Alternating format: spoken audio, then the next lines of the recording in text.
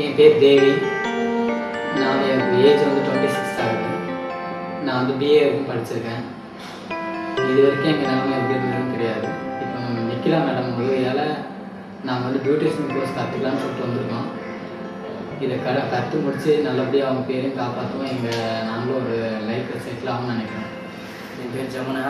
6th வரைக்கும் தான் படிச்சிருக்கேன். வயசு வந்து 26 ஆகுது. பியூட்டி பார்லருக்கு வந்து மேடம் வந்து சொல்லியிருந்தாங்கன்ட்டு எங்களுக்கு எங்கள் மாமி 2 பேரும் சொன்னாங்க. அதனால் ஒரு கேர்லெஸ்ஸாக இருந்தோம். இங்கே வந்ததுக்கப்புறம் கற்றுக்குவோன்ற ஒரு நம்பிக்கை இருக்குது. வணக்கம், என் பேர் மாலதி. என் பேர் கவிதா. என் பேர் ஈஸ்வரி. என் பேர் செல்வா. என் பேர் வசந்தி. சுடர் ஃபவுண்டேஷனுடைய ஆர்கனைசராக இருக்கிறேன். இந்த பல்வேறு பணிகளை வந்து நமக்கு மூலமாக செஞ்சுக்கிட்டு இருந்தோம். என்னோட பேர் பிரியா பாபு. நான் சுடர் ஃபவுண்டேஷனுடைய கோஆர்டினேட்டராக இருக்கிறேன். ஏஜ் வந்து 36. என்னோட சுடர் ஃபவுண்டேஷன் ஆர்கனைசேஷன் வந்து ஹியூமன் ரைட் வயலேஷன்ஸ், எங்களோட அரவாணி கம்யூனிட்டியை பற்றி ஒரு விஷயத்தை வந்து பண்ணக்கூடிய ஒரு அமைப்பு.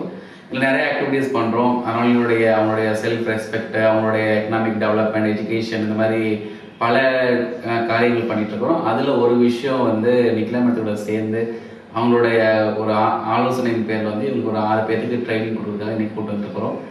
இந்த ட்ரைனிங் வந்து பண்ணி சரியான முறையில் இவங்க முடித்தாங்க அப்படின்னா ஒரு மிகப்பெரிய ஒரு சாதனையாக இருக்கும். ஏன்னா இது வரைக்கும் தமிழ்நாட்டில் இந்த மாதிரி ஒரு எக்கனாமிக் ஆக்டிவிட்டீஸில் வந்து இந்த மாதிரி ஒரு நிகழ்ச்சி நடந்ததில்லை. அது ஒரு நம்பிக்கை நிகழ்ச்சியமாக இருக்குது. கிளாஸுக்கு வரலாமா?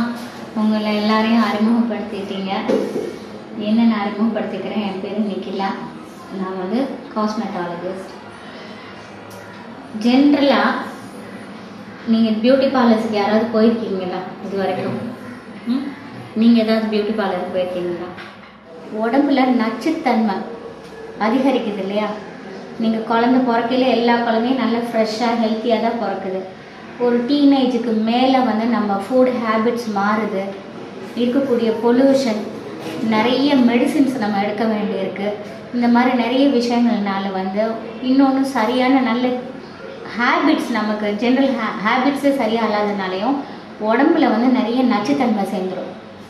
அந்த நச்சுத்தன்மை சேர சேர சேர